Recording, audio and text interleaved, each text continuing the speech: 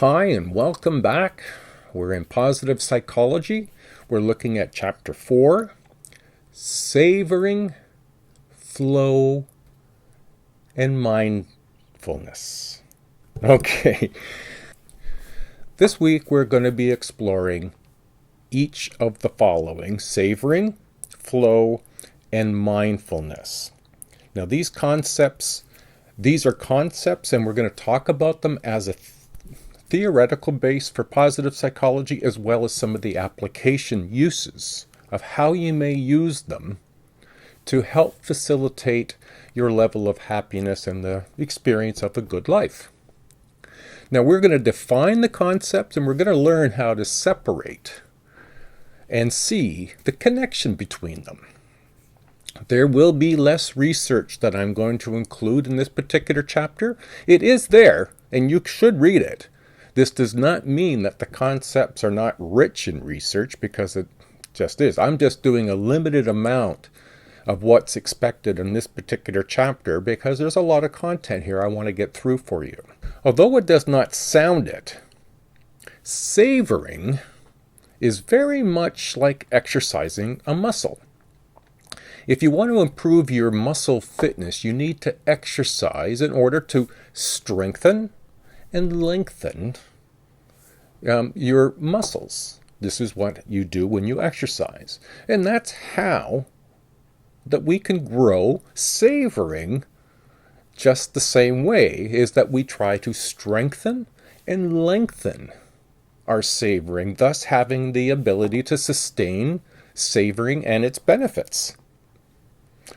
Now that may sound a little, well, let's get into this a little bit. We're going to begin by defining savoring, flow, and mindfulness. Savoring and flow and mindfulness meditation are related, and yet they're very distinct processes that enhance well-being. In all three processes, attention is intentionally focused on a specific aspect of experience. Pleasant sensations in savoring, the breath of some other stimuli in mindfulness meditation, or the skilled activity in flow. With all three processes, the attentional focusing enhances well-being during and after engaging in these practices.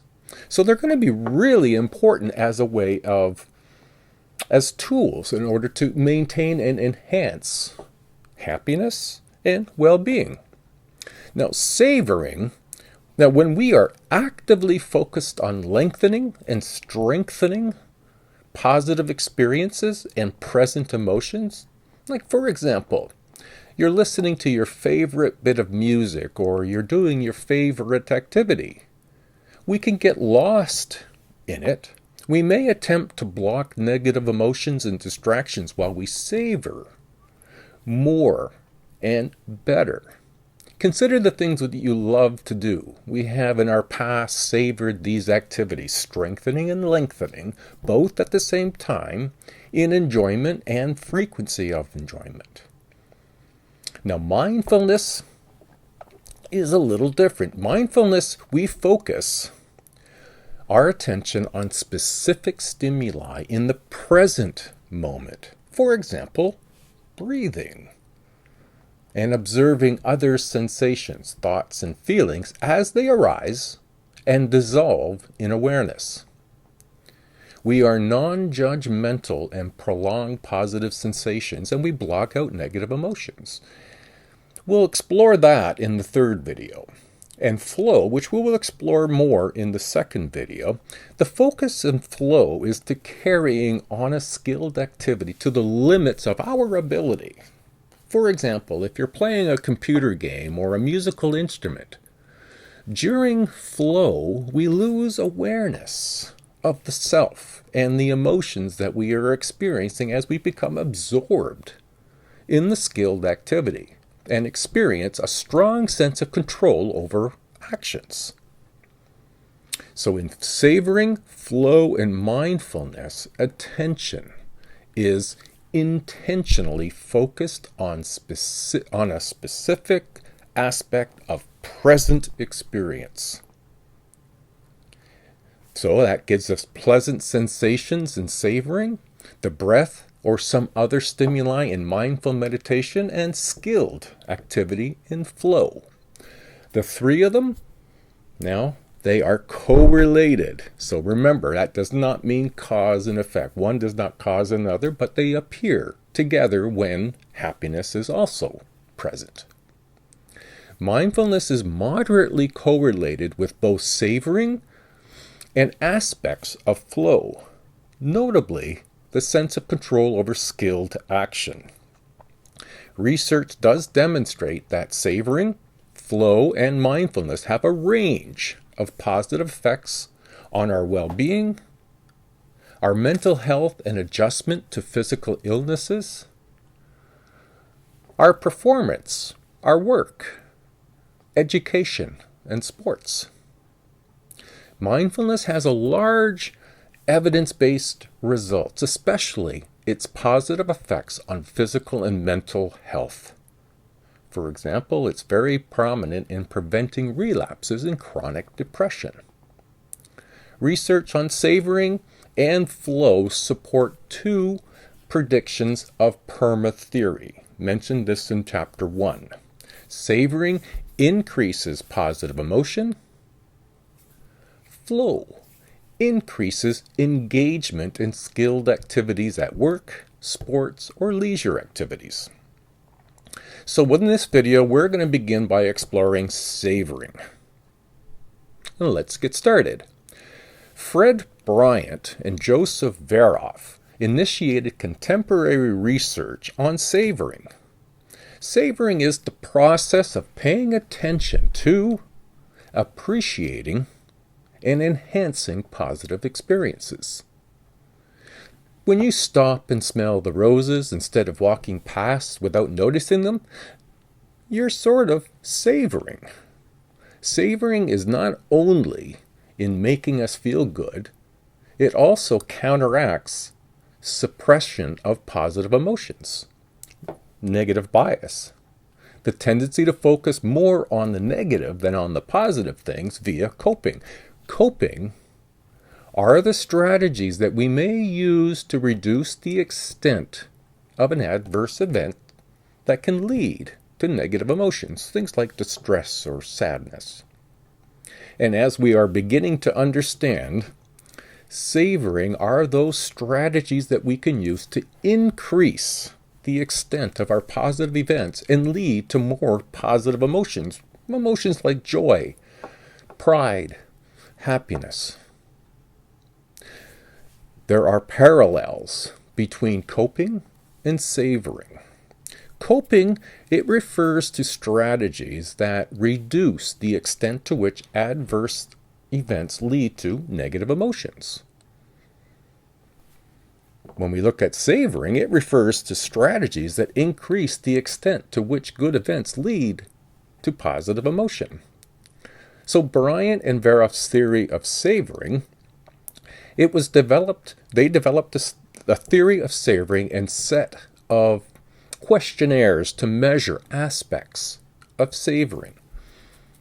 They proposed that different positive emotions are regulated by different savoring processes, and that individual differences in savoring capacity and strategies may be assessed with questionnaires. So not everyone savors precisely the same. We do all and can all savor, but we may not all do it in the same way. And their questionnaires that they developed, it was a way of sort of discerning the differences of how people savor. Conditions essential for savoring: freedom from social and esteem needs, a sense of being in the here and now, focusing attention mindfully on positive experiences. Now, there are situations that we could use that intensify. This is the strengthening or the lengthening. So some of the things that intensify savoring, novel situations. Novel situations just are letting us know these are new and different than what we're used to. Novel is just sort of new. Situations bring about an ability to pay attention and to savor. Situations that require effort, we can savor if we're putting through effort to complete something, and maybe by doing so, we enjoy it and we savor it. Rare or bittersweet situations. The first or the last time you did something are things that we can savor. The first time you went on a date, the first time you kissed, the first time you got a job. All of these things have elements that we might go, I remember, and by remembering and remembering the positive emotions associated is what savoring is. Savoring leads to more intense positive emotions when attention is focused on the pleasurable sensations, so you're remembering them. The experience is lengthened, that by spending more time with it, it's lengthening the experience. That's 2. The experience is complex. That just means there's more information about that whole experience than just the immediacy of the experience. It's more complex. And the experience leads to greater stress reduction. Now, there are also processes that will intensify both the savoring of positive events and the coping with negative events. One of the first is sharing feelings with supportive others really can make a difference. Creating a meaningful narrative by writing or talking about significant events. This would be like doing journaling. Acknowledging the fleetingness of life experiences. Very few things last forever. In fact, very little does. So acknowledge that things don't last forever and enjoy them while they're there. That is savoring. Appreciating how fortunate it is that unlikely positive events actually occur. That they can and do. That in part contributes to savoring. Taking a humorous perspective. Humor is really important. And taking a spiritual or religious perspective can be as important as anything else. Now, there are personality traits that might enhance savoring, and some of the personality traits that you might have heard before, things like high self-esteem, can contribute to enhancing savoring. Trait mindfulness. Now, we'll get into that in the third video a bit. Sensation seeking. Achievement motivation. If you're motivated to achieve, that's going to help bring about more savoring because you will be in activities that you can look at, experience, and are more complex than maybe you first thought. A present focused time orientation. Don't think about the past all the time, and you can't imagine the future because really the future hasn't existed yet. So really focus on the here and now and low levels of impatience. By not being impatient, I am more able to savor. Brian and Veroff identified 4 primary savoring processes. You'll find them in box 4.1. Thanksgiving regulates gratitude. And these are the 4. The first is Thanksgiving, which regulates gratitude. Basking, which regulates pride. Marveling regulates awe. And luxuriating regulates pleasure. Now, those are the 4 different savoring processes that regulate differing positive emotions. Let's look at them individually. Thanksgiving regulates gratitude. So, for example, we may give thanks for a friendship or love that we have experienced. So, giving thanks is something that we also then feel gratitude about. Now, we looked at gratitude in chapter 3. Basking regulates pride. Now, for example, we may bask after passing an exam or winning at a sports event. Basking is receiving praise from others and from oneself. The third, marveling, regulates awe. For example, We may marvel at the beauty of the dawn chorus of birds in the morning. Marveling is being awestruck by the beauty of the world. Luxuriating. Luxuriating regulates pleasure. For example, we may luxuriate in the afterglow of sex or the warmth of a hot bath. Luxuriating is indulging oneself in pleasurable physical sensations. So savoring is looking more complex than maybe we first thought when we began this video. These 4 savoring processes are defined by their attentional focus on the external or the internal world, and by the engagement in either cognitive reflection. Now, cognitive is another word for thinking, so just the way we think in our own head, or the experiential absorption, the doing, getting involved, what would be called flow. Now, this is all shown in box 4.1. So, for example, with marveling, we become experientially absorbed in aspects of the external world, and it leads to awe. Excuse me. We reflect on internal, pleasurable sensations, and this leads to pride. The 4 primary savoring process allows us to shift gears to savoring and prolong and intensify positive feelings. Now that's what really savoring is all about. Excuse me. Slancha. Savoring my coffee. Savoring strategies from Bryant and Veroff. Their ways of savoring scale. You'll see a list beside me here. I've put it up, I think, over here. And this is also found in your text in chapter 4, and it's box 4.3. And you'll see the list and the explanation there. So let's look at what role savoring in demographics, culture, and situational factors. How does it get affected? We'll start with cognitive factors. Again, cognitive means thinking. So how our thinking can affect. The longer the positive event lasts, and therefore the greater the appraisal duration, the amount of time we think about it, the more likely respondents were to savor through absorption and sensory perceptual sharpening. Just really about the more you think about it, the more clear some things can become. Now, in terms of men and women, women tend to savor more than men and use 3 specific savoring strategies more than men. They share more with others. Their behavioral expressions of positive feelings are more pronounced, meaning that women express more than men, and they tend to count their blessings more than men do.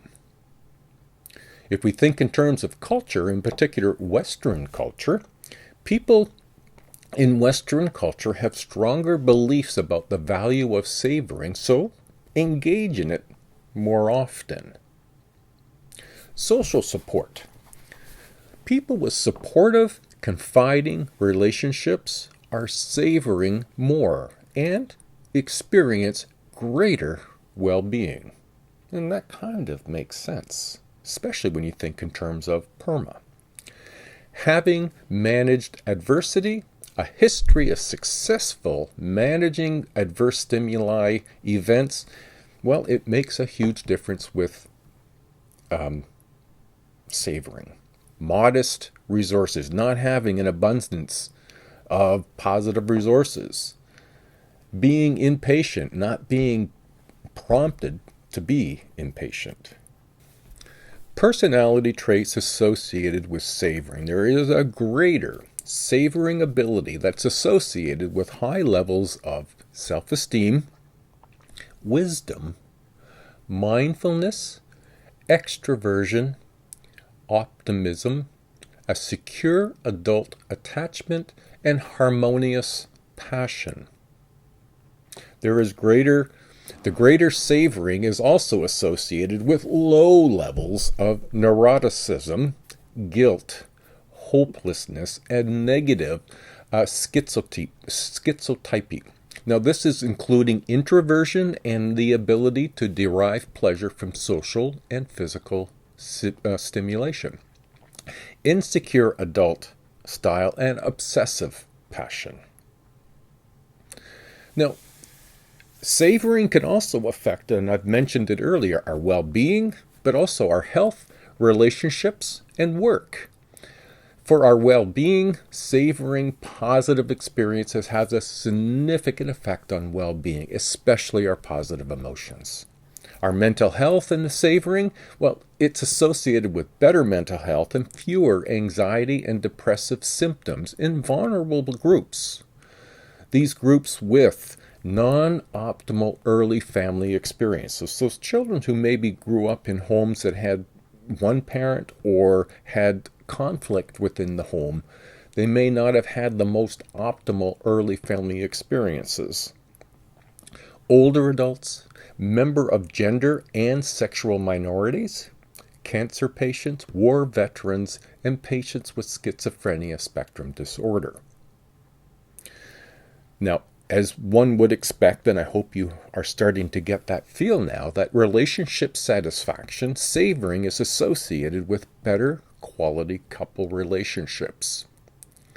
Work engagement and performance, well, savoring also is enhancing work engagement and performance at a fairly high level. There are savoring interventions that research have come about. In a meta-analysis of 16 studies involving over 1,700 participants, Jennifer Smith found that savoring interventions had a small but significant effect on the positive emotions. Longer interventions had greater effect than shorter interventions. She also found past, present, and future-orientated interventions had similar effect. Past-orientated savoring interventions, thinking about one's deepest thoughts and feelings concerning a specific positive event, using imagery and memorabilia to support reminiscences. It's easy for me to see reminiscences about positive events, and vividly recalling and writing about these positive daily events. Basking in achievement arising from personal efforts and reflecting on personal acts of kindness. And so that's looking at some of the past, but we can look at present focus savoring interventions.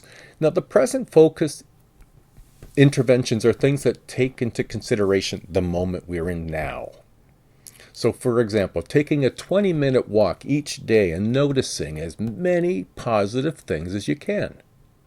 Focusing on 2 pleasurable experiences each day for 2 to 3 minutes and making them last as long as possible. Another strategy is increasing the use of savoring strategies such as sharing positive experiences, taking mental photographs, and counting blessings. Spend 15 minutes twice a week taking mindful photographs of friends or scenes, making the photographs as beautiful and pleasing as possible. And then the third one will be looking at future-orientated savoring exercises. Now, vividly imagining 4 positive events that might reasonably be expected to happen tomorrow. Now, when we say vividly, it means imagining color, sound, feel, textures, and other senses. Make it complete. Secondly, focus on scarcity by thinking about how few opportunities remain to engage in a particular positive experience. There is preliminary evidence that savoring is subserved by reward processing neural circuits involving the striatum and prefrontal cortex. Savoring positive experiences increases well-being, Relationship satisfaction and mental health in vulnerable groups. Savoring enhances work engagement and performance. The results of research on positive outcomes of savoring support the broaden and build theory that we talked about in chapter 2. Savoring interventions have a small but significant effect on positive emotions, with longer interventions having greater effect than shorter interventions. Relational savoring may enhance close relationships between romantic partners or between parents and their careers, or parents and their children. It involves vividly recalling times when we respond sensitively to others' needs for safety, security, or closeness, or when others respond to our needs for the same things, and then savoring the sensations, the emotions, and the cognitions associated with these memories.